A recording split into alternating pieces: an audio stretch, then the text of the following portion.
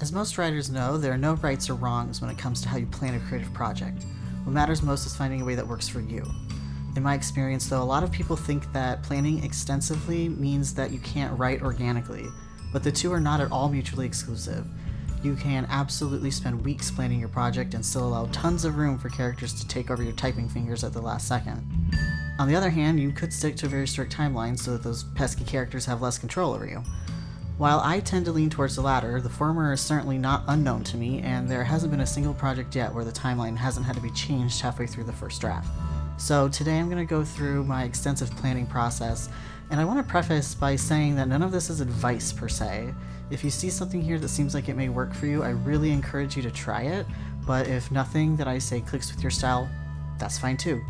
The most important part of advice is knowing when it is and isn't for you. So, with all of that out of the way, let's get into it. I'm going to be using a binder for an old project of mine as an example for this video. This was a novel that I wrote called Famous Fictional Vermonters, but I decided not to move forward with it after the first draft. Maybe one day it'll end up on Patreon, but for now it's shelved indefinitely. The first thing I do when I'm starting a project is write down literally everything that comes to my head about it. I make a bulleted list of everything I can possibly conceive of. I write down intended point of view, tense, settings, narrative threads. I write down character ideas, I write down plot ideas, general and detailed. I write down word and chapter goals. I write down inspiration, motivation. I write down literally anything and everything that comes to my head. I also kill the fruit flies that have been infesting my room for some reason. Then I organize that big list into many, many little lists. Then I usually separate it into 7 new categories: elevator pitch, literary elements, goals, characters, inspiration, research, and finally, timeline. I keep all of this in a large document, generally on Google Docs, with multiple backups on different computers. The first thing that I try to come up with is my elevator pitch, but I will often change this as I go along.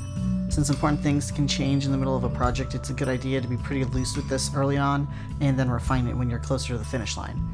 If you're not sure what an elevator pitch is, you should do some research on it because there are so many different ideas of what it should actually contain, but simply put, it's what you would tell someone in the 15 seconds you get with them in an elevator to convince them to read your book. I tend to write one sentence that succinctly sums up the themes of the work. Then I add a couple more that actually give you a synopsis with character names, and I also always have a paragraph that ties the two together.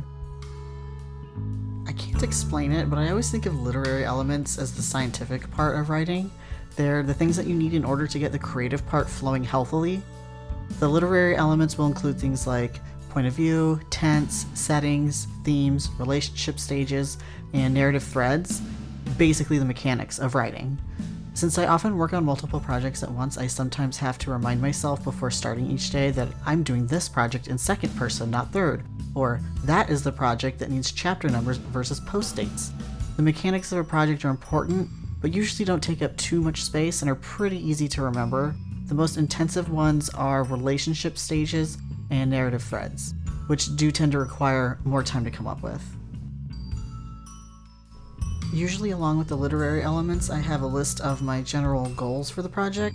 That tends to just be word and chapter count. Sometimes I want to hit a certain number of words in a chapter, other times I don't really worry about that as much. It usually depends on how I have determined I want the pacing to be beforehand. I try not to get too caught up on these though, because there's nothing worse for pacing than padding your piece out just to reach a word count. So it's more of a guideline that I like to keep in mind. It's not something that I force myself to follow. The character section can get pretty intense, although it is nothing compared to the timelines. Wait until we get to those. First, I have a simple cast list that names all of the characters in the entire piece, plus their relationships to each other or importance to the piece. But this is a really simple broad list that can usually fit on half a page at the beginning of the binder. Then I'll have about 1 page for each important player that has basic identifying information about them, like full name, birth date, age, race, gender identity, and orientation. I'm always scared this part looks really political, but it's just a census, okay? Like, it's just the same information you get in a census. Whatever. After that, I have very detailed character profiles for everyone that I think is important enough. It's usually just the pro tags, but it can sometimes include the deuteragonists. Sometimes I even include questionnaires that I answer in character as them, just to keep myself in their head. This is also where I put any imagery I have of what they look like, usually in the form of art that I've commissioned from my friends, but sometimes I get the art for free because they love me so much. I always have a little section of inspiration and motivational things for the project. It's like a Pinterest board without the copyright infringement. Although, okay, sometimes it does include photos of things that I don't technically have the rights to, but it is specifically for personal private use. It's really just anything that gets me into the headspace for the project. I don't know why this old writing board has so many shirtless dudes in it. I have no idea what that is. I always have one section dedicated to all the research that I've done for a project. Sometimes this can be the largest section, and sometimes it's just non-existent. For this project, you can see I had to do a lot of reading about getting a medical degree. I'm a writer for a reason. I didn't understand half of this, but I had to get details so that I could write about this character becoming a surgeon. That was a rough few days of research, but I spent the time finding it and then organizing it so that I could spend less time rereading it later. Finally, the most important and time-consuming part will be the timelines. Usually I start with a broad timeline so I know the basic events, and from there I will create a detailed timeline that has specific scenes that I want to write.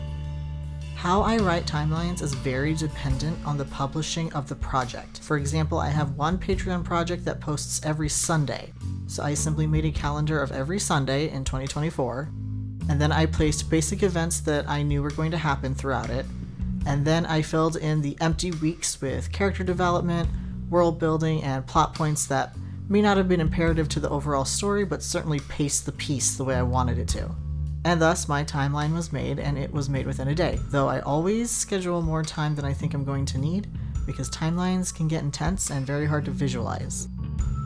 But sometimes using dates doesn't help, so when I'm having trouble with that, or I know that the timeline is not going to be linear, I will use wet erase index cards and markers instead of simply trying to type up the dates in a Google Doc. In this case, each index card is one scene with broad plot points on each one. I can detail them further in a Google Doc, but when I use index cards, I am able to physically space them out and see my timeline right in front of me. That can help a lot even in a linear timeline when I'm trying to balance the plot out.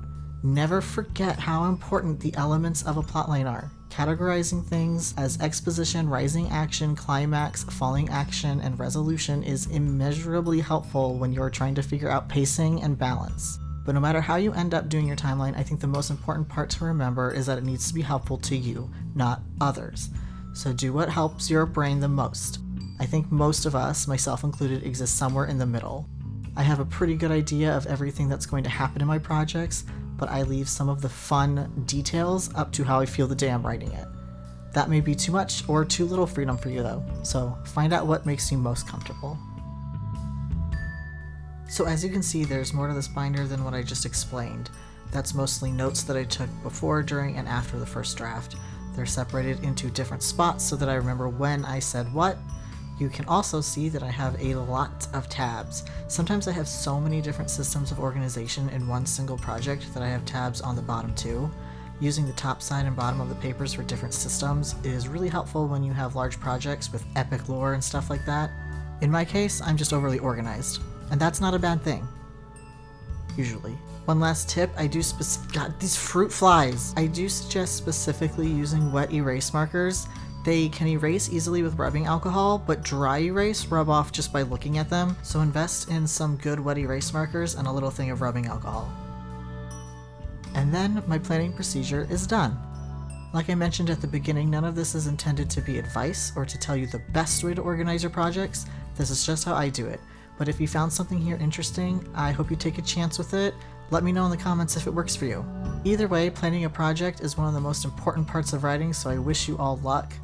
Thank you so much for watching. I hope that you enjoyed it enough to like and subscribe. And until next time, happy reading.